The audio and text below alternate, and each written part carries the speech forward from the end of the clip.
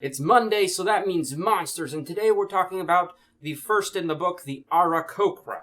That's right, let's get into this.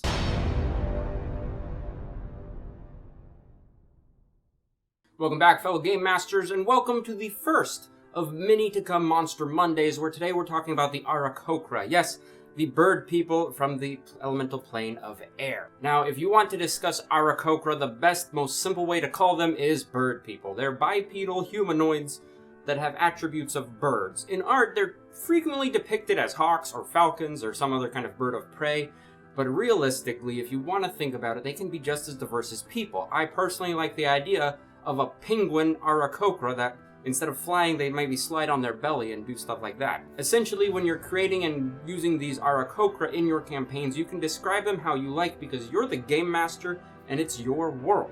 So don't feel obligated to stick to the falcons and hawks of the standard art that you find in the books. Now, Aarokocra are a Dungeons & Dragons creature that frequently is found in the elemental plane of air. More specifically, inside the elemental plane of air, they live in an area called the Howling Gyre, which is a gigantic storm that protects a small, more tranquil area of the elemental plane. In this elemental plane, they defend their area from other invasions from the elemental plane of Earth, especially their more, sworn enemy, the gargoyles. Aarokocras can also be found in the material plane, generally on mountaintops, where they'll make their, nests or homes, whatever you want to call them. They try to frequently stay near portals to the elemental plane of air so they can get back and forth very quickly and easily, and they also can protect their homeland, the elemental plane, from potential invasions from the material plane as well by being here. The Aarokocra are not an old race, and I say this meaning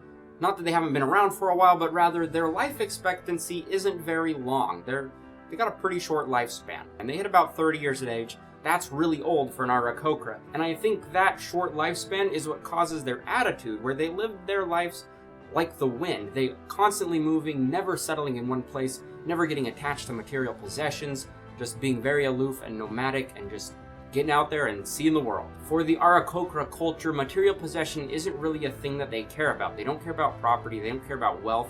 They have a very specific mindset where they use what they need to live their life, and the rest they just let the wind take so other people can use it and live their lives. It's kind of a very sharing society, and generally the Aarokocra are kind of a good alignment. They listed in the book as neutral good, but you can make them any spectrum, and you could have evil Aarokocra if you want, depending on the context and what do they want to accomplish in their lives. It's entirely up to you, but in general, Aarokocras are not an evil creature. Now, as you could assume, being a bird person would come with some perks.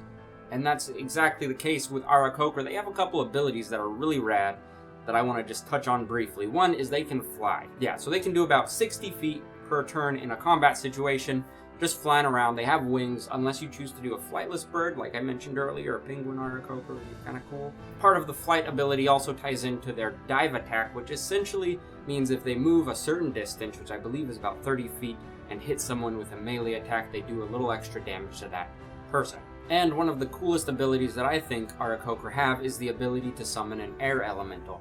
Through an elaborate dance, five Aarokocra I said, can work together and create or summon an air elemental into whatever plane they are by doing this very elaborate kind of a tribal or historical dance, we'll say. So, a couple ideas of how you can use Aarokocra in your game, and these are things that I just thought up. There's nothing, it's not written in the books, obviously. You just gotta be creative and do these kind of things for yourself. Generally, in D&D games, Aarokocras are kind of a rare species, but you could flip that on its head and just make a whole kind of civilization or a whole city full of Aarokocra.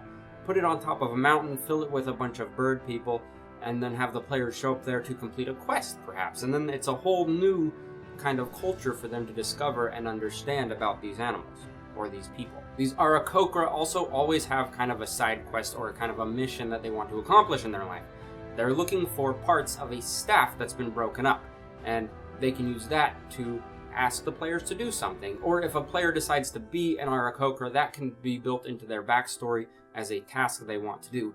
Yes, Aarokocra is a official player race in Dungeons & Dragons, but we're not going to talk about all the details of the player race. We're just doing the standard, this is the race of Aarakocra. One idea I kind of liked is there's always a theme in fantasy stories about cults and religious groups trying to accomplish something. And I thought about the idea of a cult worshipping an air god, because in one of the games I'm playing, that's who we're fighting against, are cults dealing with the elemental plane of air and dealing with a god of air.